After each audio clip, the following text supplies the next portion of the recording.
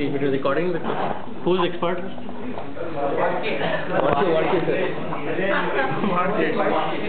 Maybe he is the right guy. People who don't talk are me. I think it's recording. Yes, sir. Okay, so coming back to the question, I hope the question was asking us how money supply goes on. One is this. The second part is what is interesting is that why is it rising? The rising reason is very simple. The thing is money multiplier, which we discussed, will be effective only when people put money in the bank. And put money in the bank, then bank will have money to multiply, and the credit creation money multiplier will work. And that basically takes care of your. I hope that question you were asking, that why is this? That question. And the second question somebody was asking, I don't know what was it. I forgot the second question. It's about QTM, so you. Yeah, QTM. I'll come to that. And see you are. Is your question answered or? Answered. I suddenly got lost in that sleeping people. So sleeping beauty. India, yes. If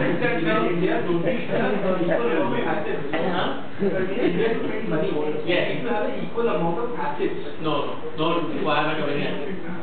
Today's system is known as fiat money system.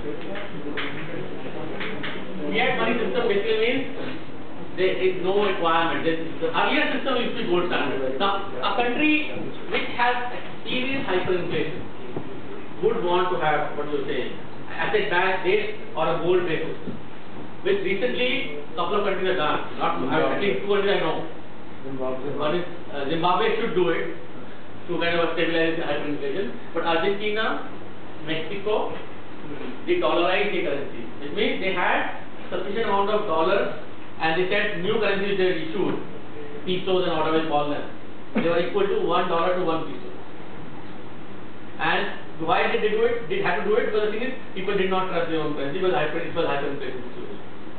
So there, one new peso is equal to 1 million pesos of the previous time, and that new peso is equal to $1. And that way, they had to keep enough dollars so that people regain trust on the currency. That's something like a gold standard, but here the commodity under question was not gold but dollar.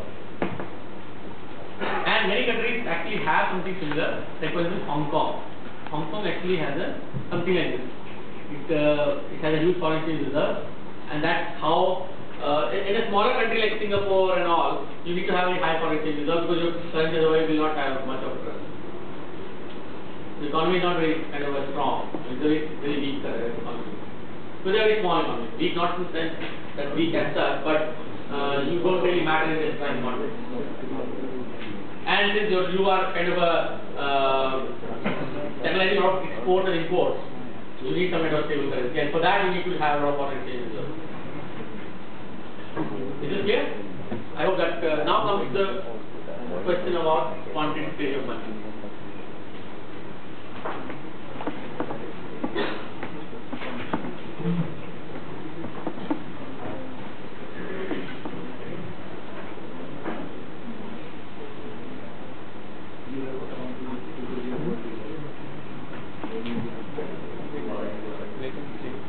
Quantitative money is very simple. It basically says price into quantity is equal to money into P level.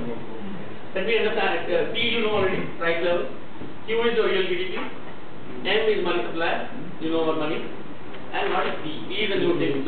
Here. V is known as velocity of money.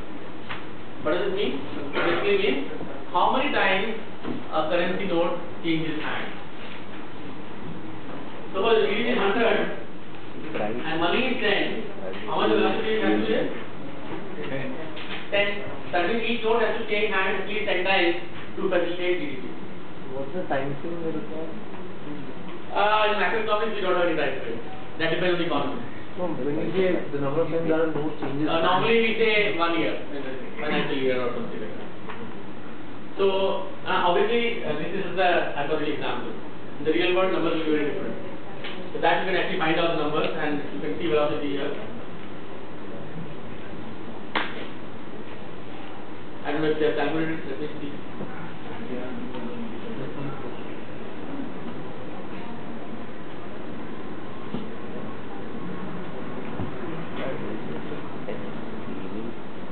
Liquidity aggregate.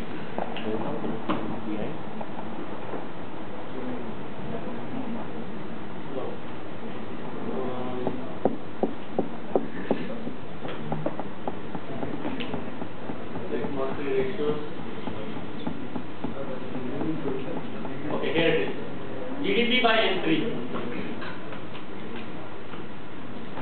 So you want to value velocity, you take this here, divide here. This is your GDP and this is your money. And you have with respect to M3 here, with respect to M1 here, with respect to currency here, with respect to reserve money. I mean, this is the money multiplier. 1.6, 1.32. What is the money multiplier now?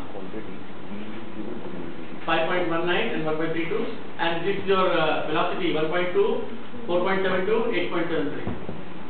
Depending on how you look at it. With respect to N3, you actually are very close to your actual GDP. With respect to M1, actually you have a very small part. Real GDP. And with respect to currency, you know, the currency is public. Actually you need, I mean, it almost is 8 times. That means the currency note almost is changing hands 8.7 times to accommodate what the GDP requires. Yes. So why is M1 called as narrow money and M3 broad money? See, it's not narrow money because it's supposed to be more liquid. It's a narrower concept of money. Whereas M3 is a less liquid form. That's why it's a broader concept of money. That is the basic idea. It's not as liquid. So it's a broader measure. I mean, you should have your own thing. It adds what happens. Now, right now, you have this mutual fund. They are also like money actually. Why we don't consider money? Because they are even less liquid. So you can have your own monetary measures. M6, M7, M8, M100. Each one will be less and less liquid. Even this bottle of water is money actually. Why? Because if I can sell it, I can get into some cash. Ultimately, it's some liquidity. But it may be M1000. That's why that's one of the problems. That how to define money. Defining money in the real context, practical context, is not very easy. So then even M2 and M4 are broad money. Yeah, but the thing is that post office, and that's peculiar to India. So that's why it's kind of and the quality of the data from post office is not as good. That is the problem. And it comes with a lag period. I mean, post offices are located all over the country. So the information by the time it comes, maybe 2 years are gone. That's why M4 will not have the information immediately. It may be 1 or 2 years before the information is collated together and then published. But M1, M3 are from all the commercial banks. So it is reported within a matter of a week or 10 days or maybe 1 month. The information is available readily. So that's what is RBI using for the analysis or policy making purpose. Any other question? Okay, now coming to velocity of money in more detail. You have M V is equal to C Q. Now we are made to believe always that the money leads to inflation. That comes from this equation. When will money increase in this will lead to increase in this? There are 2 assumptions you are making, or maybe 3 assumptions you are making. 1, this is 6. Second, this is also 6. Then only the link between the money supply or money available in the system having an impact on the inflation is direct. Otherwise, it's not direct. Yes. No. I'm not saying it's fixed. This is a classical, geoclassical theory. Obviously, Keynesians don't accept this. Keynesians say this is not a fixed, and this was not fixed. So, what I'm trying to do is compare neoclassical versus Keynesian. The neoclassical say that money leads to inflation, which is what I think everybody believes. So, all of you are not wrong. You are all neoclassical. Because there somewhere in this model, you are assuming the velocity is fixed and the real GDP is also fixed. Or velocity and these are rising at the same rate. Then also get the same result. But in normal cases, that will not happen. So if you want to write in the wrong hand in terms of the growth form, what it look like? M dot will be equal to P dot plus Q dot minus D dot. Growth form, if you want to see. So that's your growth of money over time. This is nothing but inflation, and this is nothing but real GDP growth, and this is your velocity growth. And velocity has not been constant. So effectively, if your inflation is right now 15% and GDP growth is 7%, and even if this is 0 for the time being, assuming your money can grow very comfortably at 22%. So this is the neoclassical equation. This is not neoclassical equation. Neoclassical equation assumes this is fixed. If this is fixed, then this is 0, and this is already 0. Then only if you have a high money growth, you lead to inflation. Then this will also be 0. Now it's up to you. You want to be neoclassical still, or you have a different opinion today. Is output fixed in India? Possibly not. Is output fixed any part of the world? Possibly not. Every country is growing, maybe a little less or a little more.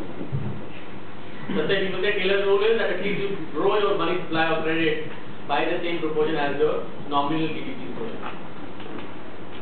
I mean, here also you are making the assumption that velocity is not changing. And velocity will be function of a lot of variables, rate of interest and many other things. And velocity here you can see has been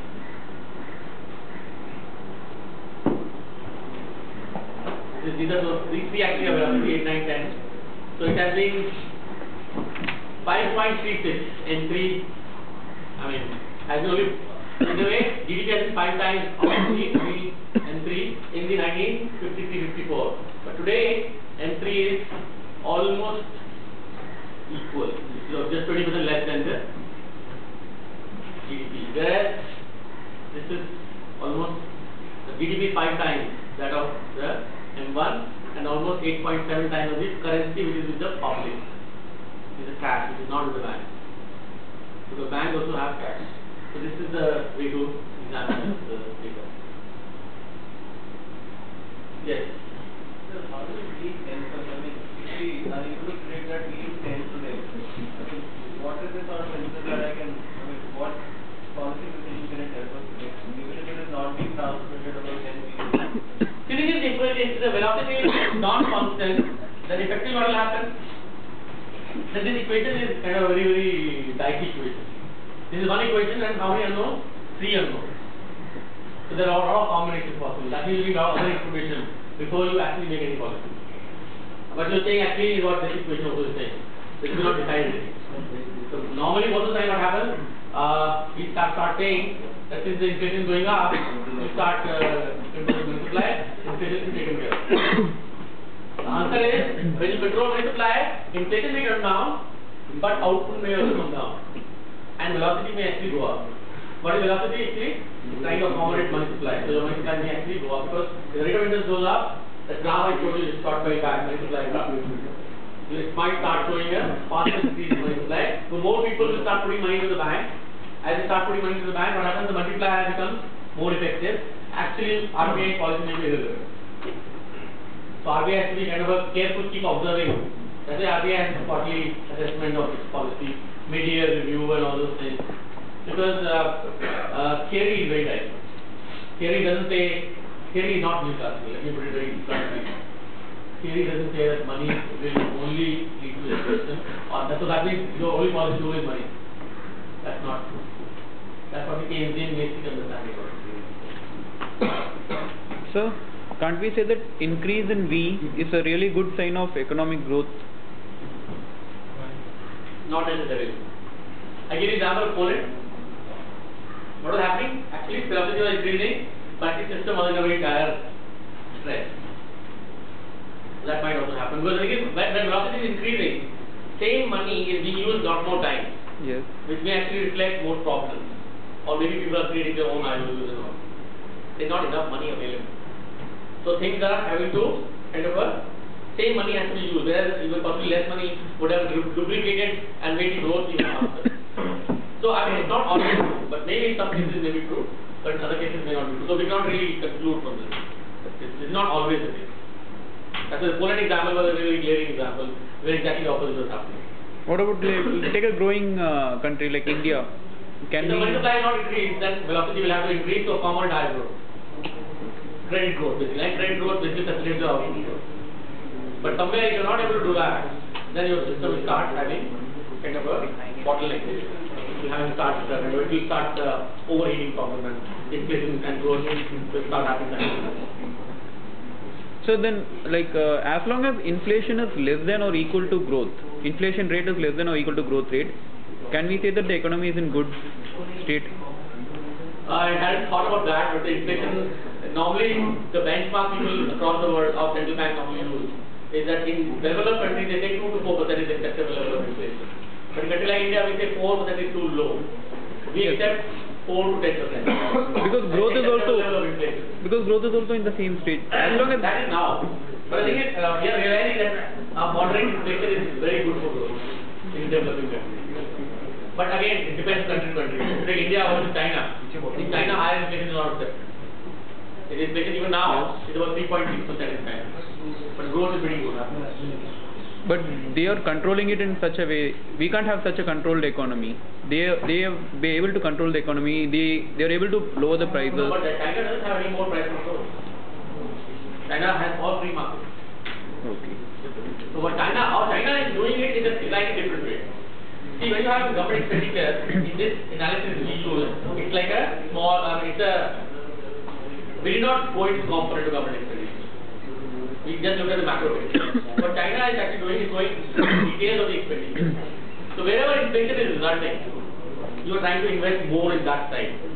So then basically your inflation problem is taken care of at that point, rather than in an aggregate context. In India, we are not able to do that for our policy failure or whatever is the reason you might want to put it on. Because really, what is the problem of inflation in India? If you really look at from the detailed analysis of the economy, inflation is coming from one is food inflation. But again, food means you need to do something but will not help you immediately. It helps you over 4 or 5 times. We have done some things, small things, like we have done the fertilizer policy, fertilizer subsidy rationalization to improve the productivity. Then we have a lot of these food processing kind of incentives and many other things. But that's possibly not adequate enough. So unless you have food inflation taken care of, it's not really. That's one step. Second, where is inflation coming from? Is your fuel. Second, fuel you cannot do anything about. But we are trying to do it as new exploration policy. Which basically means if you can dig out your own oil, basically then you possibly don't have to worry about it. Or you acquire assets outside India. Which China is doing very aggressively. We are kind of not being able to beat China in many places. That's another thing. Third, infrastructure. Electricity is not available. So, electricity is not available, what are people doing? They use generators, cost of production goes up. Roads are bad quality. Trains is cost of production, cost of transportation.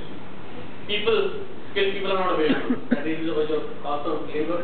So, all these you put together, that's where the government policy has to kind of go into detail. We are possibly not able to go into those details as fast as the Chinese are able to.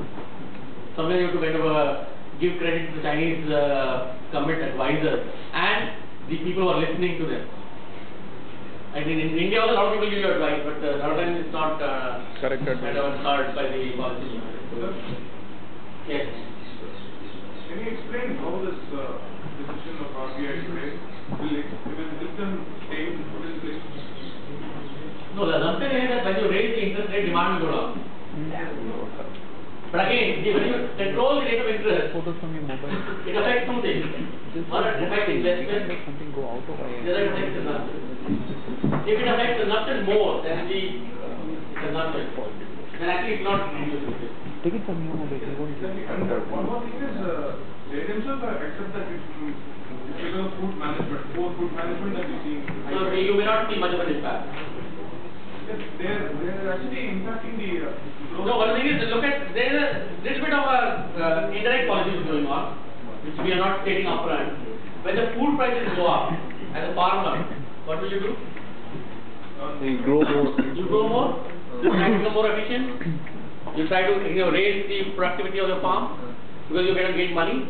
So, there is some price response to the demand side, supply side. In the agriculture sector, if I am growing something and the prices are going up and up, the next period, I possibly grow more of that. So there might be some inter-crop substitution, one possibility is that. And then second is, the agriculture growth this year I think is very good, it's about 4%. Last year was I think negative. So that's one of the kind of a positive feedback. But it's not very strong, it's not good enough. essentially this move there to be curbing our growth. It's curbing your growth, yes. Why does it take this time? Now, when you see, in a democratic country, you have 5 elections. So you cannot be seeming to do nothing. If you don't do anything, what happens?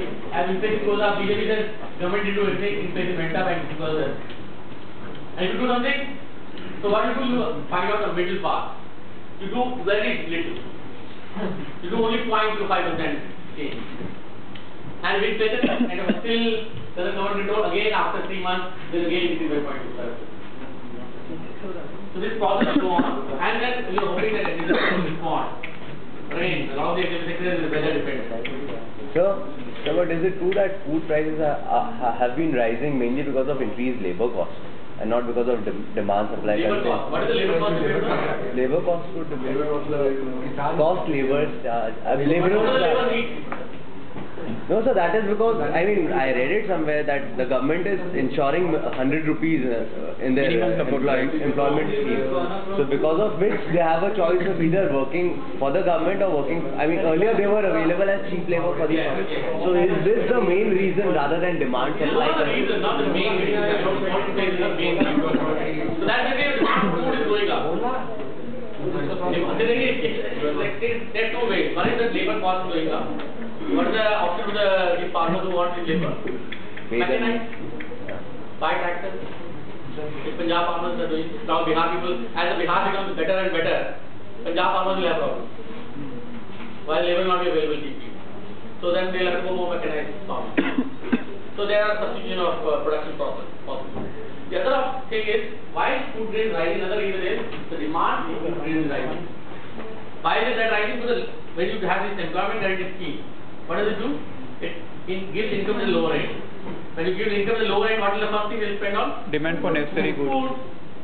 Food is one of the major things. And as it, so what happens? Demand food goes up. Supply cannot go up very fast in short term. So you get more votes, but at the cost of food inflation, and that gives more incentive to the farmers. So it's kind of a very, very complex process, you can say. So, but the thing is, now Congress has tasted blood.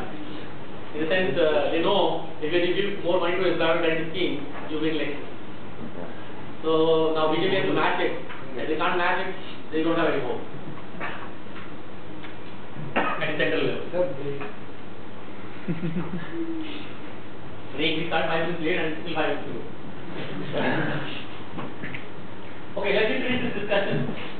Rate of interest is actually a kind of a tool which can affect demand as well as supply. Not only macroeconomic criticism of the Newcastle also stems from this. You are using one instrument to do two-side controlling. So you are assuming that when you control, like in the Indian context, there is a rate of interest. What will happen? It will only affect consumption, but it will not affect investment. But that's not true. The moment you increase the rate of interest, the consumption may go down. People may buy less cars, less houses and all. But also, you are actually raising the cost of investment. As you raise the cost of investment, your supply will also get affected. And it will be the net impact of these two to decide whether the inflation goes up or goes down. So you may have a situation where this rising of the interest rate actually leads to worsening of inflation situation. If you see last 2 years, or last 1 year, 1.5 years at least, your rate of interest has been going up, but inflation actually has not gone down. Which means possibly this interest rate cut possibly, the raising of the interest rate as a policy tool has not delivered what they were expecting it to deliver. And the changing policy shows you very clearly. Because money affects not just prices but also growth. And if the growth is affected more seriously, then your inflation actually might go up. So you reduce this, it's possible this goes up and this goes down. And net impact is negative. Is it possible? Suppose you reduce money supply by 10%. Your inflation becomes 20%, but your output growth actually is negative. Net impact will be the same number. There are various possible combinations happen which can actually create problems. Okay, so I guess let's have a quick break.